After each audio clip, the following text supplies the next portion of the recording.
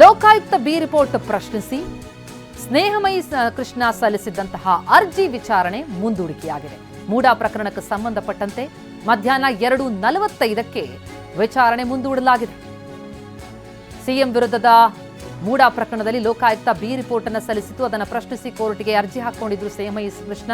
ಅವರ ಅರ್ಜಿ ವಿಚಾರಣೆಯನ್ನ ಮಧ್ಯಾಹ್ನ 2:45ಕ್ಕೆ ಮುಂದೂಡಿದೆ ಕೋರ್ಟ್.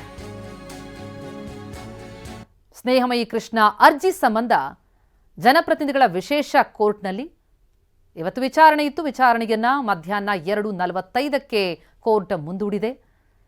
ಬಿ ರಿಪೋರ್ಟ್ ಅನ್ನ ಅಂಗೀಕಾರ ಮಾಡೋದು ಅಥವಾ ತಿರಸ್ಕರಿಸೋ ಬಗ್ಗೆ ಆದೇಶ ಇವತ್ತು ಹೊರಬೀಳುತ್ತೆ. ಒಂದೊಮ್ಮೆ ಮೂಡಾ ಪ್ರಕರಣಕ್ಕೆ ಸಂಬಂಧಪಟ್ಟಂತೆ ಲೋಕಾಯುಕ್ತ ಸಲ್ಲಿಸಿರುವಂತಹ ಬಿ ರಿಪೋರ್ಟ್ ಅನ್ನೇನಾದರೂ ಕೋರ್ಟ್ ಅಂಗೀಕರಿಸಿದ್ರೆ ಅಭಿ ಪಾರ್ಟ್ನರ್ಶಿಪ್ ಫರ್ಮ್ ಸ್ಟಾರ್ಟ್ ಮಾಡಬೇಕಾ ಅಥವಾ ಪ್ರೈವೇಟ್ ಲಿಮಿಟೆಡ್ ಕಂಪನಿ ಸ್ಟಾರ್ಟ್ ಮಾಡಬೇಕಾ? ಕನ್ಫ್ಯೂಷನ್ ಯಾಕೆ? ಒಬ್ಬ ಎಕ್ಸ್ಪರ್ಟ್ ಜೊತೆ ಮಾತಾಡು. ಎಕ್ಸ್ಪರ್ಟಾ? ಎಲ್ಲಿ? ಬಾಸ್ ವಾಲಾ. Be the boss. CM Siddaramaiah safe ಆಗ್ತಾರೆ.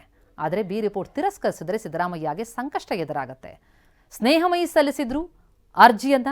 ಈ ಲೋಕಾಯುಕ್ತ ಬಿ ರಿಪೋರ್ಟ್ ಅನ್ನ ಪ್ರಶ್ನಿಸಿ ಆ ಅರ್ಜಿಯ ವಿಚಾರಣೆ ಇವತ್ತು ಮಧ್ಯಾಹ್ನ 2:45ಕ್ಕೆ ನಡೆಯುತ್ತೆ. ಈಗ ಮಧ್ಯಾಹ್ನ 2:45ಕ್ಕೆ ವಿಚಾರಣೆಯನ್ನ ಕೋರ್ಟ್ ಮುಂದೂಡಿದೆ. ಇವತ್ತಿನ ಕೋರ್ಟ್ ಆದೇಶದ ಮೇಲೆ ಸಿದ್ದರಾಮಯ್ಯ ಚಿತ್ತ ನೆಟ್ಟಿದೆ.